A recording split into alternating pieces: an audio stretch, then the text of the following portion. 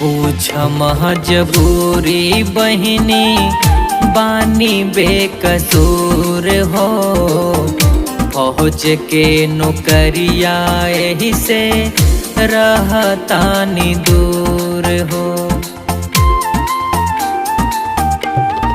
ए बहिनी पूछ महजबूरी बहिनी बानी बेकसूर हो।